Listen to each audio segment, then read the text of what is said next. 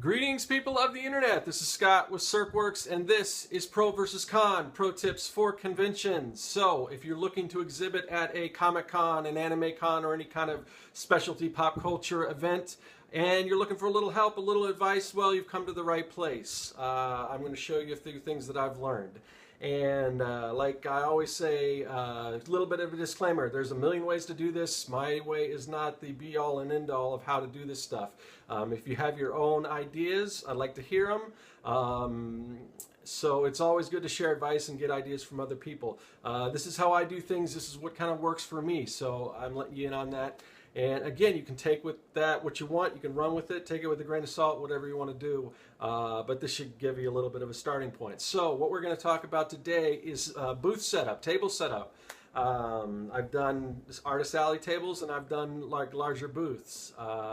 And so I'm going to show you a little bit of how I do that, or some advice on how to get started with that. So first thing, and I've talked about this before on the previous episode, very important is a tablecloth of some sort. Something that's going to stand out, something that's going to speak to whatever brand you are, what you're trying to get across. If you are maybe if you have this idea that you're sort of like a sideshow, you got a sideshow like circus type thing, maybe the striped banner or something along that. Something that goes along with whatever you're trying to get across. There's really no excuse not to have it. I mean, you can go to a fabric store, get remnants or something, you know, whatever you want. I mean, you can do it cheap. You can design your own. You can sew things on it. You can, you know, bedazzle it. Do whatever you want. Spoon flower. If you're not familiar with spoon flower, that's a service that will print on fabric. You can design your own artwork and put it on fabric. I just had some done myself for some bow ties that I'm doing. But there's no reason something like this can't be your tablecloth. Some places provide tablecloths, that's great, but then you're looking like everyone else there. Some places do not provide tablecloths. They got these old, rickety old wooden tables, and yeah, you're going to get splinters or something from them. They're pretty bad. So, yeah, really, get a tablecloth. It's like the easiest thing and the cheapest thing, and it really goes a long way. So we can get back to like talking about the whole how to decorate your table and set it up later. But let me talk a little bit more about backdrops. You can kind of see this backdrop behind me. I purchased this because it was I got a really good deal on it. I don't really use it that much anymore. It's a little busy. I prefer to have more of a black backdrop and have my prints and things kind of showcase everything. And I'll talk a little more about that in a minute. But as far as how to throw up a backdrop, I don't want to say most conventions. Many conventions will let you have a backdrop or even provide a backdrop. The bigger shows usually have a backdrop included. But a lot of the smaller cons, the ones sometimes in libraries or like, you know, smaller venues or whatever like that, they don't have the whole pipe and drape system. And there are even some that won't let you put anything up. So make sure you're allowed to put a backdrop up before. Some cons have rules where you can't have anything that's not stuck to your table. I haven't actually exhibited any cons like that, but I hear that's the case with some conventions. But anyway, so probably the easiest thing and the most common thing to use is PVC. It's very versatile. You can do almost anything with it, all kinds of different shapes. There's a lot of benefits to using PVC. It's fairly lightweight. You can break it down. I've used PVC for pretty much every convention I've done. I am switching to something else. I'm still going to use a little bit of PVC, but for the most part, yeah, PVC is great.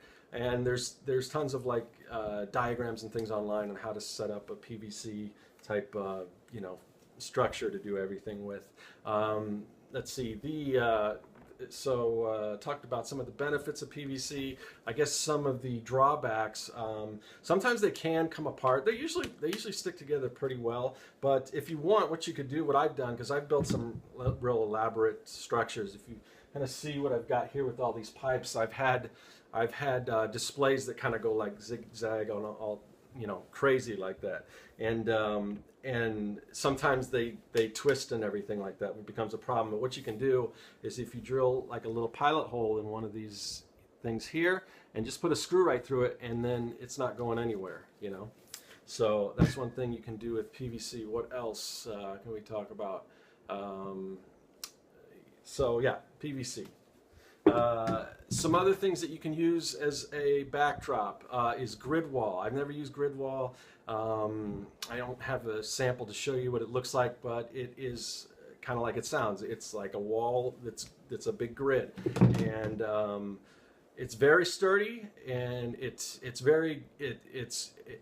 the benefits are that it's easy to hang prints or whatever you have on it. It all lines up. Again, it's on the grid, so your prints are going to be nice and level. The drawbacks are they're kind of bulky. They come in like, I don't know if they're about, I don't think they're 8 feet. I don't know how tall they are, but it's probably about, I don't know, 2 by 8 or something like that.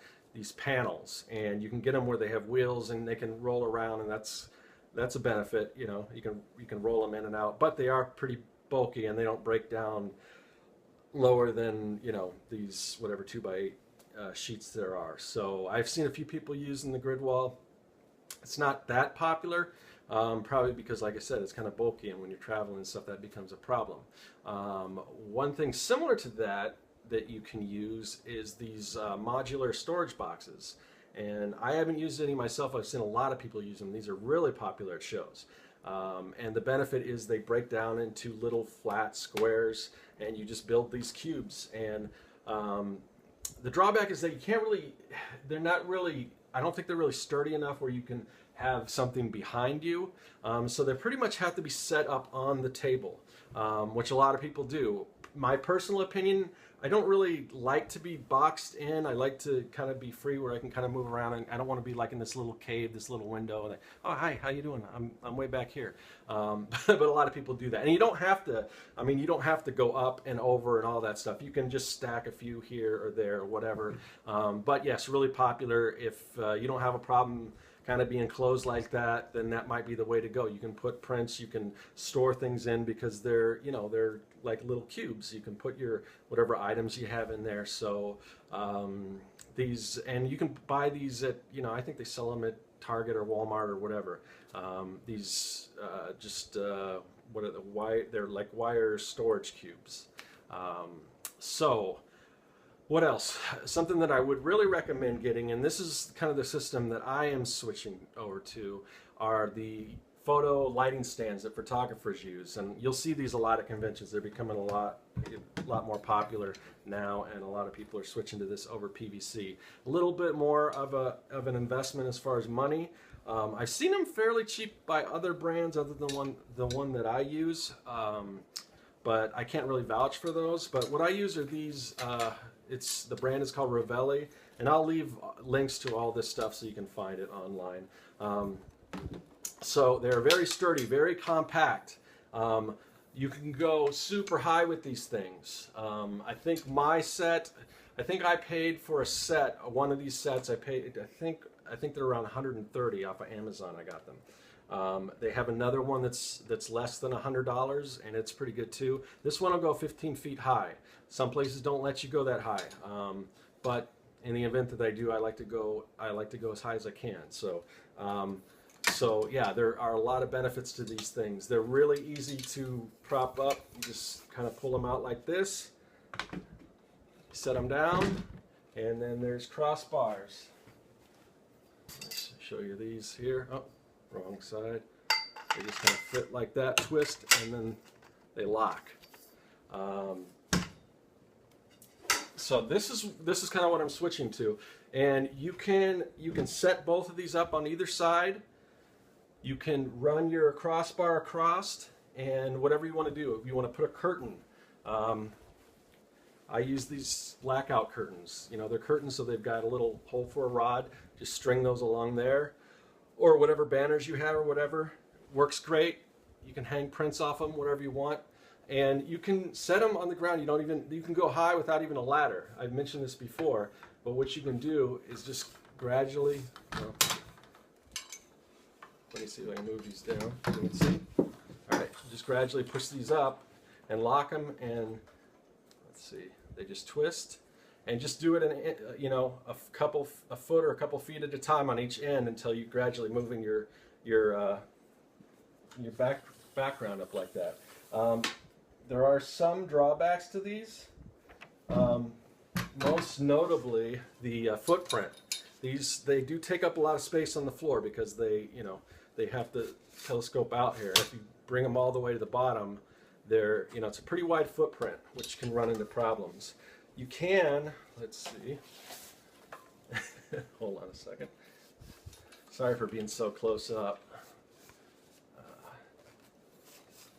You can go the opposite, pull these up the opposite direction, and you can get, I know you can't see this, but you can get a little bit of smaller footprint, although it's not going to be as sturdy. But yeah, anyway, that's something you can kind of figure out. But I am switching over. I've got 2 sets of these now that I'm going to use. Another drawback, if you're an artist alley table and if you're limited to space, there is sort of a problem, is that the crossbars themselves, they're a little bit longer than an 8-foot table when put together, and you can't break it down any smaller than that. So if they're real strict about how much room you have, or if you're encroaching on your neighbors, which you never want to do, what you can do is get like 1-inch PVC pipe here. I painted mine black so it kind of matches. And if you can see what I've done, I've got on the fittings here, or couplings or whatever they're called, I don't know. I've drilled a hole big enough that it can set through on the top of these, just like the ones that come with it. So that makes it a little bit smaller. So if the length is a factor, you can do that too. I think I did that for an artist alley table I did at the last show. I'm going to have a booth for the next one, so I don't think I'll need to do that. I think I can go a little bit longer with them. But yeah, I highly recommend these Ravelli stands, these lighting stands. And they're really cool because, I mean, really compact. I mean, and they're easy to carry. They come in a duffel bag like this. And they just have opened up a whole new world for me as far as ease of setting up and everything like that. Much easier. I mean, this is what I used to carry around. My last booth, this is my PVC, and I had a diagram. Like I said, my booth was kind of elaborate, and it did some crazy stuff. But it took me a long time to set this up, follow the diagram. Everything here is labeled and everything, and carrying this thing around was a pain. Now, that isn't to say that there are easier ways to go about that. Like if you get I've seen people that they get it like a big bin, and then they get their PVC, and say every single piece, they cut every single piece like a foot or 2 feet, so it's all the same size, and then just get a bunch of different fittings, and then they build whatever they want. So you can go that way as well. But anyway, so another good so one of the things you want to think about is how to hang your prints off of that. And one interesting thing is like, well, I got this stuff for the last convention, and it wasn't exactly what I thought it was going to be. It's called bird netting, and I don't know if you can see that, but it comes in a roll. It's like plastic, and I thought, oh, it's kind of a grid. You know, I can set my just pin my prints up here and everything. It really wasn't that easy. But there is, if you can get the netting that they use for like hockey goals and soccer goals and things like that, that stuff works pretty well. I've seen people use that, and it's, again, you just drape it from your stand or your PVC or everything, and you can pin things up like that. So am I leaving anything out? So yeah, one other thing I've seen some people do, and in my mind it's kind of crazy. I see like some of these bigger t-shirt companies, they roll in these big tractor trailers and stuff, and they've got these hand carts, and they're rolling in this huge like wooden shelves, and just to hold t-shirts. I mean, that's basically all they're holding are these t-shirts. And to me that's insane, because I'm going to show you a better option. So if you've got bigger items that you want to display like that, like if you've got t-shirts and you need you need to display a whole bunch of them. So you got your PVC set up or your Rovelli stand set up. Imagine you're rolling in all these shelves, or you can bring in a few of these things and then a bunch of these that you can get at IKEA or Target or whatever. These are little closet organizers. They're canvas. They're going to hold t-shirts or whatever. They're meant to hang in a closet, so you can go right through here with your PVC or whatever, drop that down, and you can get tons of these for way cheaper than those shelves. They're lighter. You can do this, bring a whole bunch of them. So why anyone would want to bring in those big giant shelves is beyond me when you have this as an option. So anyway, as far as backdrops go, well, one other thing, signage, banners or whatever. You can get banners like this printed up fairly inexpensively, and you can get like easels that hold them up and everything. A lot of people are using those. They're great. You definitely, I mean, you want to show off whatever brand you have, whatever artwork you have. Banners are great. These giant, vertical banners, they're great, or horizontal banners if you go across the top. I guess the only drawback, really, there's not much, I don't think, other than everyone else is using them. So I mean, you can also go like the homemade route, which I have done. I've got my signage is made out of foam and hard coated and everything like that. But just these vertical or horizontal banners are great. You can get it printed at like Vista Print. Sometimes they'll run coupons. Like I said, they were running a coupon. I got for like, I think it was $75. I got all 3 of these big giant banners. So there's 3 of them kind of hooked together. That's why it's a little off here, but that's fine. So I guess I think that about covers the backdrops and everything. So I'm going to just do a real quick, just setting up a simple table. These can get really elaborate. You can go a million different ways, but I'll just show a few options and talk about a few things. So let's kind of go and check the table out, and we'll decorate it. Okay, so I have set up a little display behind me. Now the thing is, everyone's going to have different products. Everyone's going to have a different way of displaying things. So this is kind of difficult to do, and there's not really one way to do this. So I'm just going to show you a few things and how I laid out the products that I have. And I have prints and buttons and things, some things that a lot of people have, but there are different products and everything, and I'll kind of zoom in and show you all this. And this is by no means is what I usually use. My display is quite a bit different, but just for the sake of this this little video, I set up something kind of quickly to show you what I do. So a couple things. When you are setting up a display, it's really smart to don't just set everything flat on your table. I see some people do that, have books and everything just flat on their table. Not to say that you don't want to have things flat on your table, you do, but you also want to go vertical. You want to have things that are, that somebody can look over with, and you want to have things that are flat. And you kind of want to deal with, if you can, kind of build with levels. And the reason why you do want to have some things flat on the table is just because different people go to cons and they have different behaviors or different personalities. Some people want to go and check out everything and, hey, oh, that's cool, whatever. Or, and some people, either they're shy and they don't really want to make eye contact, or they don't want to, be the person that looks at something and maybe it's not what they're interested in, just kind of have to, be like, I don't really like what you do. It's not my thing. So some people just kind of walk down like this. But if you do have some things flat on your table, whatever it's prints or comics or whatever, they may be walking like this, and something that they do like might catch their eye. So you want to have some things flat and you want to have some things vertical.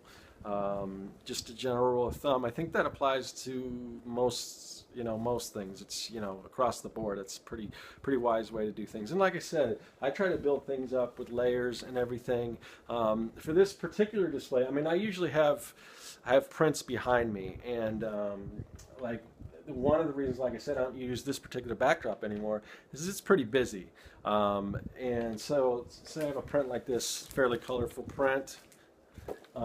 You put it against that and it just gets lost. That's why, for me, I just go with basic black.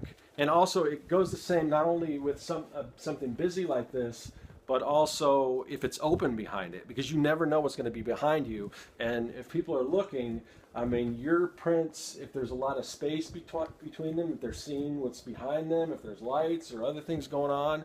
So I always recommend, assuming that, you know, it's within the rules of the convention, just block out whatever's behind you with whatever, probably a solid type color. I use black, like I said, because I have a lot of other color things. I have a thing that frames this whole display that's really colorful, so the black is kind of inside and it pops the prints out. So whatever your setup, whatever you're doing, one of the main things you want to do is make yourself memorable. If people want to come back to you, you know, whether it's the style of your artwork or whatever, the type of things you do, if there's a certain theme around it. If you're selling fan art, you know, sometimes that's problematic because people aren't necessarily buying because you're the one that did it. They're buying because it's a character they know. So if you have a particular spin that's original on fan art, if that's what you're doing, you know, whatever it is, try to make yourself memorable. Build a brand. With me, you know, I got the whole mad scientist thing going on. I've got the lab coats, bright green lab coats, so you can see me coming from a mile away. I got mad scientist experiments and all kinds of different things like that. Everything revolves around geeky scientific stuff and zombies, robots, aliens, zombies, and other imminent threats to humanity. That's kind of a tagline that I use. You can't see it now because it would be higher, but above. And I'm going, if you can go 12 feet high, go 12 feet high, assuming you have the product for it. But at the top of that, I want to have my logo and everything. So no matter where you are, if you can see, if you look up, you're going to see that logo. It's bright green, just like my jackets, and against that black, it really pops out. Now, I have made mistakes before where I only went so high. With my black backdrop, and I had the sign over it. And it did kind of get lost with everything else that was going on. And I've had situations where they provided like the pipe and drape. I had a booth, and I thought I had two full walls. There was one high wall and then one short wall. And the problem is because I have so much kind of stuff going on here, with that low wall, you're seeing into the next booth over there, and it kind of gets lost. So this time I've got my stands. I'm gonna create my own second wall for that. The one thing you don't want to do is if you're going high with your sign, you want to make sure it's one-sided. You don't want to have a double-sided sign, because if your sign is facing the people in the back, your neighbors in the back, they're not going to be too happy about that, because you're going to be promoting you're going to be promoting your branding over on their side, and that's just not really cool to do. So I wouldn't suggest This doing is that. a portfolio. This is a very big portfolio that I don't really use anymore. But it's something, a lot of people do have these at their tables, smaller versions of these giant things, and for people to flip through artwork or prints or whatever.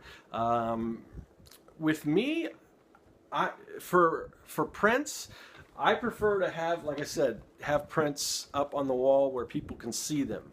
The problem, I think you want to have anything that's going to draw people's attention to your booth. You want it displayed, because if it's in a folder, they're not going to be able to, there's not like a, what do you call that, point of purchase type thing where you're just walking by. Oh, that's cool.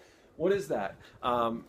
So I would, and again, a lot of people have prints and they do this all day long, or if you have so many prints, there's no way to display. I've seen people that just have so many different things, there's just no way they can do it. Or if you have a really good sampling of what you do up here and you have more of it down here that they can flip through, that's cool. But if you have anything that's eye-catching at all, I would definitely put it up where people can see it. One thing, if you're a comic book artist, you have original comic book pages. That's the type of thing you might want to keep in the portfolio to flip through. I have original sketches, that I just little fan art sketches and things that I have setting up, and people do flip through those. That's cool. I've got a set of trading cards the kids like to play with, and sometimes I put some on the table. And I'll show you in a minute. We'll cut over and I'll show you some of this stuff. But I do keep a little binder. If somebody's interested, I'll say, here, take a look at this. Here's the full set. You can check out all the different trading cards.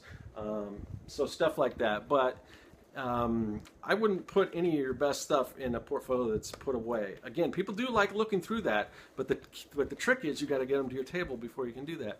So have most of your prints or whatever whatever you're selling, the major stuff, have it set up, and then anything, and if you have some other stuff to flip through. Plus, you don't have a whole lot of, especially if you're just an artist alley table, you don't have a lot of room to open up even a smaller thing to do that. So sometimes it's better instead of having an opening portfolio like this, have something up here that they can kind of flip through like this that doesn't spread out so much on your table.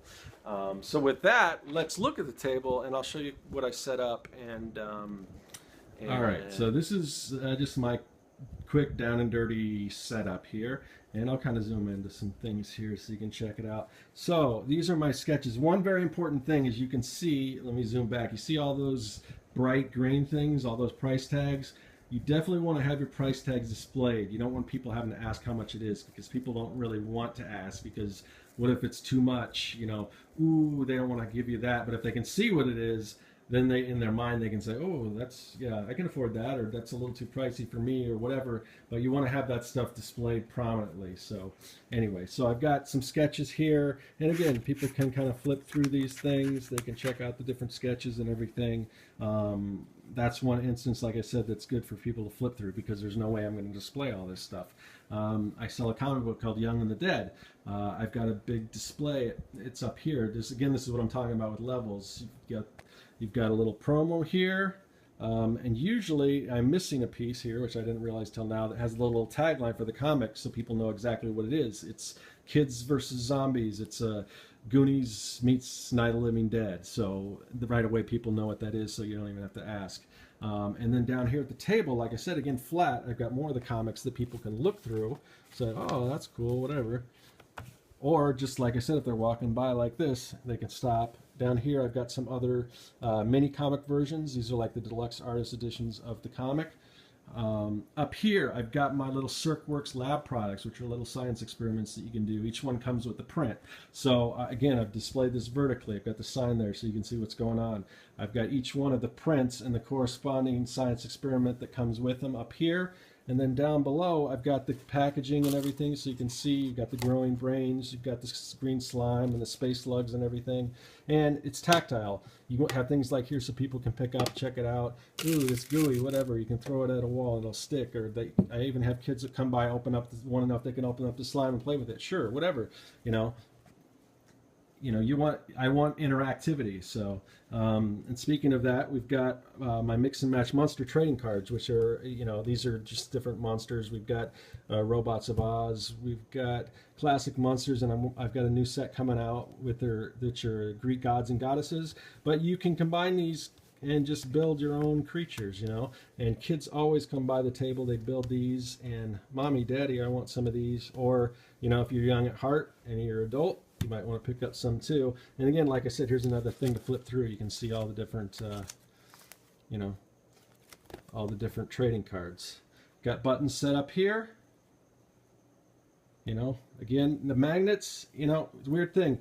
Another thing I probably should, and I'll talk a little, probably should have a different topic on different ways, selling techniques and things like that. But magnets, for me, they don't sell at all. I mean, it's probably the price difference. For $2, it seems like people want the artwork. So one thing that is wise is if you've got a big print, don't print that same thing on something smaller, because people just want the artwork. If they'll go smaller, if they can get the same print on something smaller, they're likely to do that. Me personally, whenever I buy buttons at a convention, I put magnets in them and I put them in my fridge. So I like, I'm preferable to magnets, but they're not really selling. People buy the buttons, they don't buy the magnets, so I'll probably discontinue the magnets. So anyway, like I said, here's a print. I've got it set up in an easel. Easels are great for setting things up. I don't usually display prints like this. I've got them back here, but just for the sake of this little display, I've got this set up on an easel with the price down there. So yeah, so that's pretty much a real quick and dirty setup. As I get closer to this con in the next couple weeks, I am going to be doing my big setup, and I'll show you some of that stuff. I got a bunch of new products and things that you won't see here. But anyway, so here's a little quick and just a quick setup, something that you can do. I mean, for as quickly as I set this up, I think it looks pretty good. I wouldn't be embarrassed to show this at a show. So yeah, there you have it. Now again, whatever you guys whatever you guys do, you do something different. You got different products, you got different ideas. I'd like to hear them. Leave comments, you know. Give me a thumbs up if you like this video. Subscribe to this channel if you want to see more of this type of stuff. And anything that you would like to see, let me know. So with that, I am Scott with CircWorks. Thanks for checking out another edition of, what am I calling this? It's Pro versus Con, Pro Tips for Conventions. And thanks again, and that is all.